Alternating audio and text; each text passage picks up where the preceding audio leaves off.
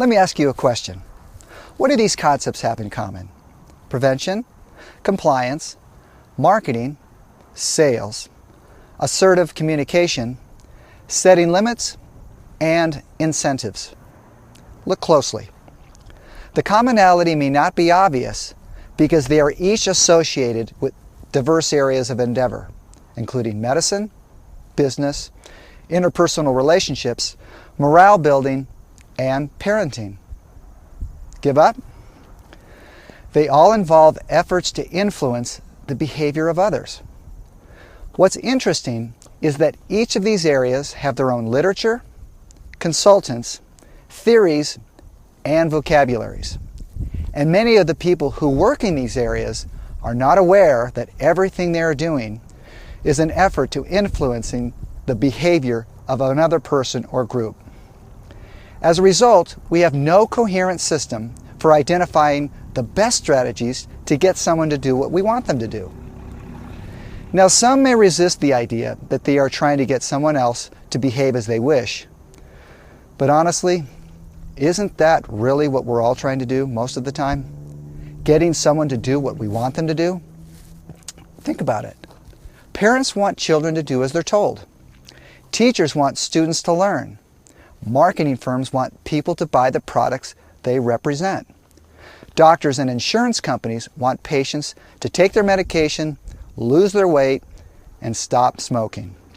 Employers want their employees to show up on time, be polite, and avoid injury. And the police want people to simply obey the law. I mean, I could go on, but I think you get the point.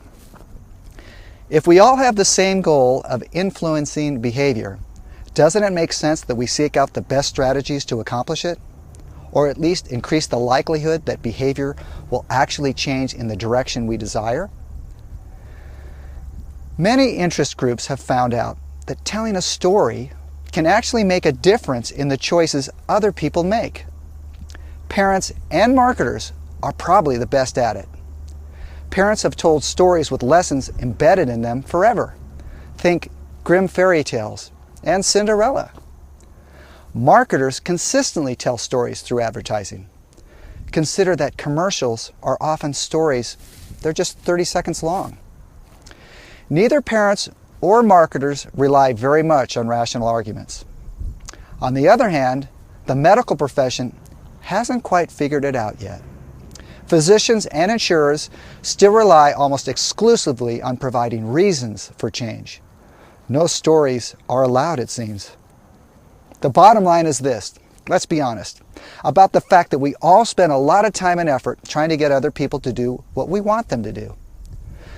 Storytelling and narrative communication, which appeal to emotion rather than reason, are effective strategies for changing behavior when they're developed and used appropriately. And they work in part because people don't argue with stories like they do with facts and reason. Stories suspend disbelief, and they silence skeptics. And that's what opens the possibility for change. Something to consider.